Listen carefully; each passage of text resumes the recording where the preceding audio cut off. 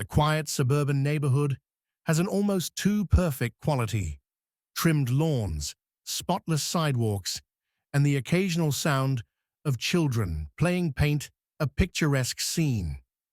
Officer Hank Grayson, however, sees himself as the silent sentinel, guarding this bubble from anything he perceives as a threat.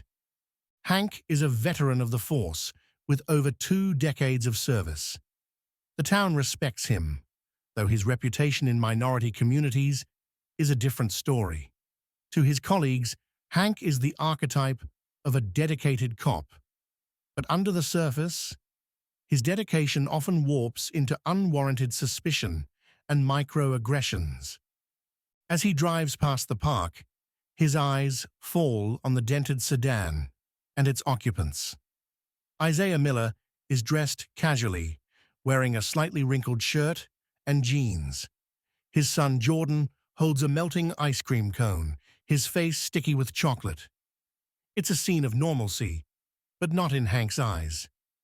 Hank slows his patrol car, radio crackling softly in the background. He steps out with deliberate authority, his hand brushing his belt, where his holstered gun sits.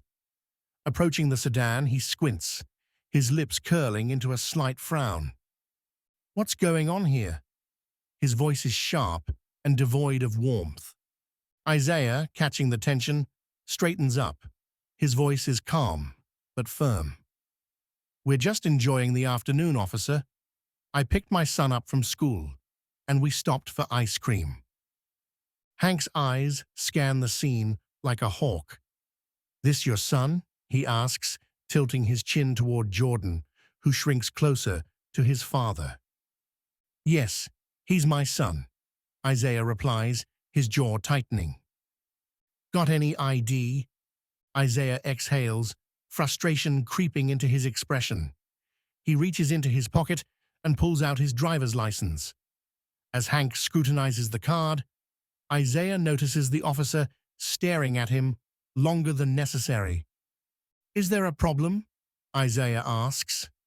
"Doesn't add up," Hank mutters, handing back the ID. "Kid seems scared of you." At this, Jordan begins to cry. Isaiah kneels, pulling his son into a protective hug. "He's scared because you're here," Isaiah says, his voice tense.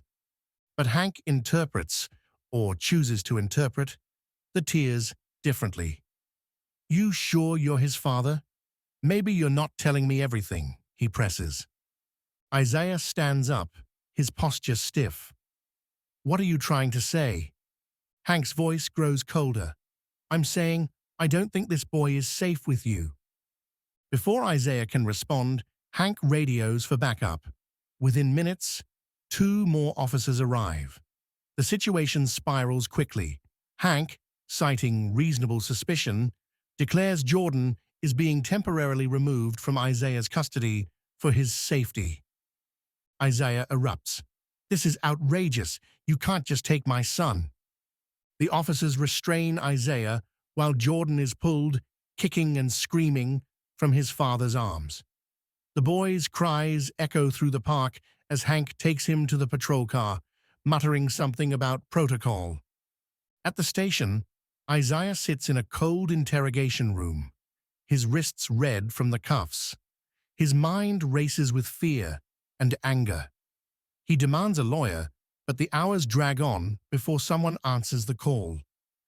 When the door finally opens, it's not a public defender. A tall, broad-shouldered man in a crisp suit enters, his face set like stone. Samuel Miller, Isaiah's brother, exudes authority. He places a briefcase on the table and sits across from Isaiah. "Where's Jordan?"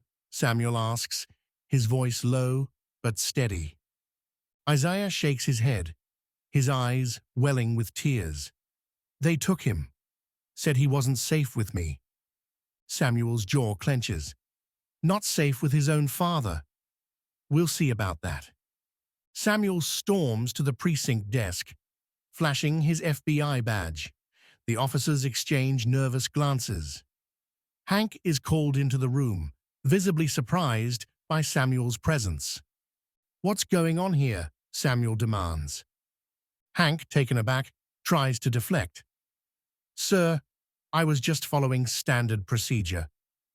Samuel interrupts, holding up the report Hank filed. This isn't procedure. This is a pile of lies." Hank falters. The kid was crying. He looked terrified of him. Samuel steps closer, his voice icy. "Terrified because his father was being harassed. You fabricated danger where there was none. And now you've put my nephew into the foster system. Fix it. Now." Hank scrambles to undo the damage. Jordan is released from CPS and reunited with Isaiah within hours, but Samuel isn't done. He files an official complaint, triggering an internal investigation into Hank's conduct.